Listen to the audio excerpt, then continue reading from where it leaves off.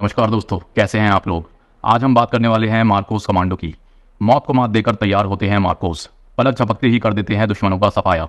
दोस्तों, भारत में कई घातक और खतरनाक स्पेशल फोर्सेज हैं जिनके नाम से ही दुश्मनों के पसीने छूटने लगते हैं। इन्हीं में से एक मार्कोस कमांडो है। मार्कोस कमांडो मौत को मात देकर तैयार होते हैं, जिनकी ट्रेनिंग 3 सालों की होती है।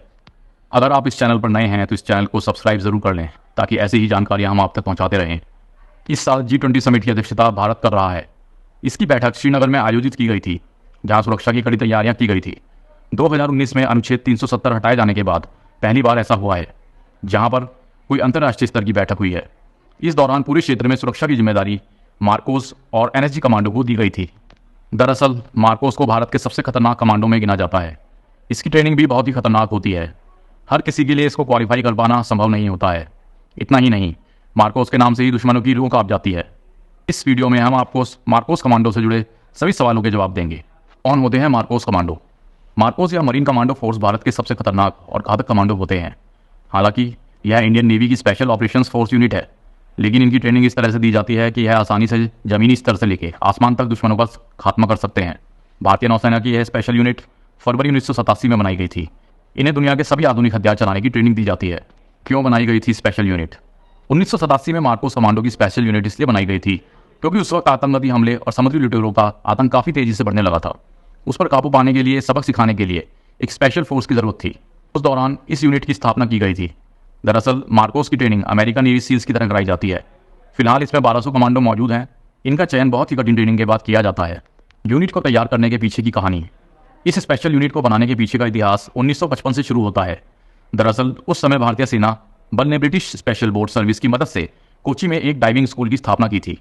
इसका लक्ष्य आर्मी के लोगों को फ्रॉगमैन या कॉम्बटेंट डाइवर यानी लड़ाकू गोताखोर बनाना था। हालांकि 1971 में भारत पाकिस्तान के बीच छिड़े युद्ध में इन्हें सफलता नहीं मिली, जिसके लिए उनकी ट्रेनिंग को जिम्मेदार माना गया। इसके बाद 1986 में भारतीय नौसेना ने एक स्पेशल फोर्स यूनिट को बनाने का फैसला किया, जिसका काम छापा मारना, एंटी टेररिस्ट ऑपरेशन करना और समुद्र में हो रही लूटपाट को कम करना था।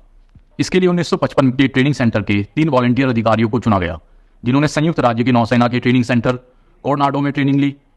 1987 में जब यह यूनिट तैयार हुआ तो इसका नाम मरीन स्पेशल फोर्स रखा गया।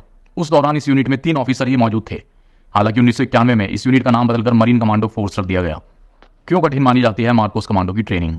मार्कोस कमांडो की ट्रेनिंग बहुत ही ज़्यादा कठिन होती है, जिसका एक आम आदमी अंदाजा भी नहीं लगा सकता है। दरअसल मार्कोस के लिए चुने गए सैनिकों की ट्रेनिंग 3 सालों के लिए होती है। इसमें हजारों सैनिकों में से कुछ ही सैनिकों को ट्रेनिंग के लिए आगे भेजा जाता है। इसमें सैनिकों की 3 साल की कठिन ट्रेनिंग कराई जाती है। ट्रेनिंग के दौरान सैनिकों को 24 घंटे में से मात्र 4-5 घंटे तक ही सोने दिया जाता है। तड़के सुबह से शुरू हुई ट्रेनिंग देर शाम या रात तक भी चल सकती है। हर परिस्थिति में सैनिक को अपनी ट्रेनिंग पूरी करनी होती है।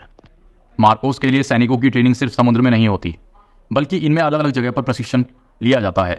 भारत में राजस्थान, तवांग, सोनमर्ग और मिजोरम जैसे अलग अलग क्षेत्रों में इन्हें ट्रेनिंग देकर तैयार किया जाता है, ताकि हर जगह ऑपरेशन को अंजाम दे सकें। ट्रेनिंग में क्या क्या होते हैं टास्क।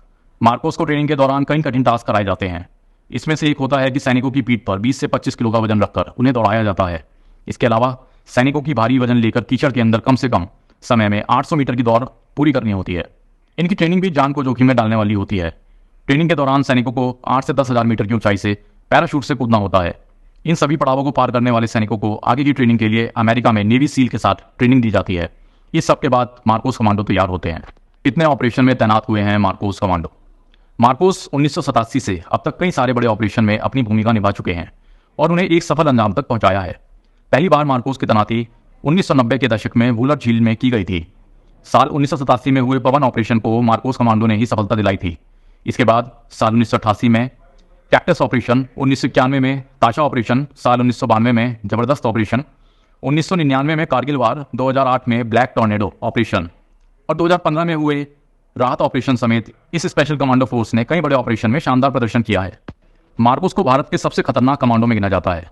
इसके अलावा भी देश में ऐसे कई कमांडो हैं जिनके नाम से ही दुश्मनों को पसीने छूटने लगते हैं। इनमें से एक NSG कमांडो है। NSG का पूरा नाम राष्ट्रीय सुरक्षा गार्ड है। इसे साल 1984 में बनाया गया था, जिसकी ट्रेनिंग 14 महीने की होती है। यह गृह मंत्रालय के तहत काम करते हैं। NSG कमांडो ने 26/11 और अक्षरधाम हमले जैसे बड़े और घातक आतंकी हमलों में दुश्मनों की खाट खड़ी कर दी थी। इसके बाद बारी आती है कोबरा कमांडो फोर्स की। इसका पूरा नाम commando battalion for resolute action है। इस कमांडो फोर्स की शुरुआत साल 2008 में की गई थी। इनकी ट्रेनिंग मात्र 3 महीने की होती है, लेकिन यह भी काफ़ी कठिन होती है। इन्हें खास तौर पर नक्सल वॉरफेयर और गोरिल्ला ट्रेनिंग दी जाती है। इनकी गिनती दुनिया के बेस्ट पैरामिलिट्री फोर्स में की जाती है। पैरा एसएफ कमांडो फोर्स को पैराशूट कमांडो के नाम से भी जाना जाता है। इसे 1965 में भारत पाकिस्तान युद्ध के समय तैयार किया गया था। इनकी ट्रेनिंग 9 महीने की होती है। इस फोर्स के जवानों ने डोगरा रेजिमेंट के साथ मिलकर पाकिस्तान में सर्जिकल स्ट्राइक को अंजाम दिया था। साल 1984 में जब प्रधानमंत्री इंदिरा गांधी की हत्या हुई थी, उसके बाद 1985 में एसपीजी कमांडो फोर्स का गठन किया गया था। इनका मुख्य काम प्रधानमंत्री की सुरक्षा करना होता है। इन जवानों के पास में कई तरह के हथियार होते हैं, जिसका अंदाजा लगा पाना भी दुश्मनों के लिए मुश्किल होता है। तो दोस्तों, ये थी कुछ जानकारी भारत के सबसे खतरनाक कमांडोज के बारे में। अगर आपको यह वीडियो पसंद आई हो तो हमें कमेंट बॉक्स में लिखकर जरूर बताएं और इस वीडियो को लाइक और शेयर करना ना भूलें। धन्यवाद।